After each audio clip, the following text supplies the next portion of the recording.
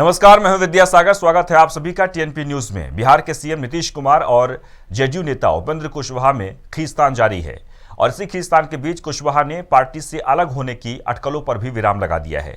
उन्होंने साफ किया है कि वे पार्टी को छोड़कर कहीं नहीं जा रहे हैं। अभी तो एक साजिश उपेंद्र कुशवाहा के खिलाफ भी अब चल रही है और यह साजिश उपेंद्र कुशवाहा के खिलाफ नहीं है, यह साजिश सीधे नीतीश कुमार जी के खिलाफ है।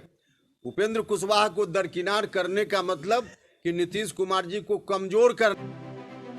बिहार के सीएम नीतीश कुमार और जेडीयू नेता उपेंद्र कुशवाहा में वार पलटवार का दौर जारी है। उनकी तकरार दिन पर दिन बढ़ती जा रही है। जहां उपेंद्र कुशवाहा लगातार सीएम नीतीश पर निशाना साध रहे हैं, वहीं दूसरी ओर नीतीश भी उनके सवालों के जवाब देने में देर नहीं लगा रहे हैं। इसी सब के बीच बीते कई दिनों से उनके बीजेपी में जाने की अफवाहें तेजी से फैलने लगी थी।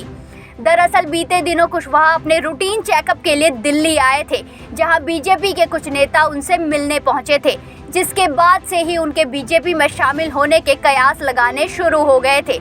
लेकिन उपेंद्र ने सभी बातों को साफ करते हुए सभी अटकलों पर विराम लगा दिया है। दरअसल पिछले काफी दिनों से नीतीश और कुशवाहा के बीच खींचतान जारी है। कुशवाहा ने कहा कि बीते समय से नीतीश कमजोर हुए हैं, जिससे पार्टी भी कमजोर हुई है।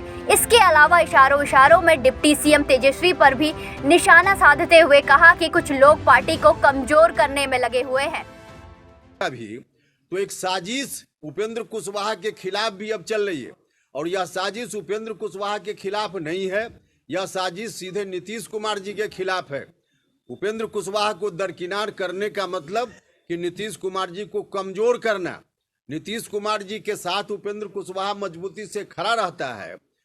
उनके ऊपर जब प्रहार होता है तो उपेंद्र कुशवाहा उस प्रहार को झेलने के लिए नीतीश कुमार जी से आगे आकर अपने ऊपर झेलता है। यह बात कुछ लोगों को ठीक नहीं लगती है। कुछ लोगों को लगता है कि प्रहार हो रहा है, कोई कर रहा है तो प्रहार होते रहे और नीतीश कुमार झेलते रहे। उपेंद्र कुशवाहा बीच में क्यों बाधक बनकर आ जाता है? वैसे लोगों की ओर से यह साजिश है कि नीतीश कुमार जी को और कमजोर किया जाए। जिसके बाद नीतीश ने कुशवाहा के आरोपों का खंडन करते हुए उन्हें निराधार बताया। नीतीश ने कहा कि हमारी पार्टी कमजोर नहीं हुई है, लोगों को जो कहना है कहते रहे। हमारी पार्टी का कोई भी व्यक्ति किसी अन्य पार्टी के संपर्क में नहीं है। साथ ही उन्होंने पार्टी से जाने की बात पर कहा कि मैंने किसी को नहीं रोका, नेता अपनी इच्छा से पार्टी में आ और जा सकते हैं। जिसके बाद एक टीवी चैनल की खबर पर ट्वीट के माध्यम से प्रतिक्रिया देते हुए उपेंद्र ने नीतीश को अपना बड़ा भाई बताया। सभी विवादों से किनारा करते हुए उन्होंने कहा कि बड़े भाई के कहने से छोटा भाई घर छोड़कर जाने लगे तो हर बड़का भाई अपने छोटका को घर से भगाकर बाप दादा की पूरी संपत्ति हड़प कर लेगा। इन बातों के मायने निकाले जाएं तो कई निकलेंगे, लेकिन बातों बातों में कुशवाहा ने अपनी टिप्पणी कर ही दी।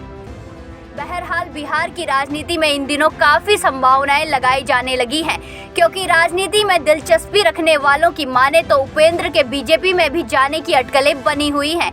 हालांकि उन्होंने इन सब से किनारा तो कर लिया है, लेकिन आगे देखना होगा कि नीतीश और कुशवाहा की कहानी क्या मोड़ लेगी।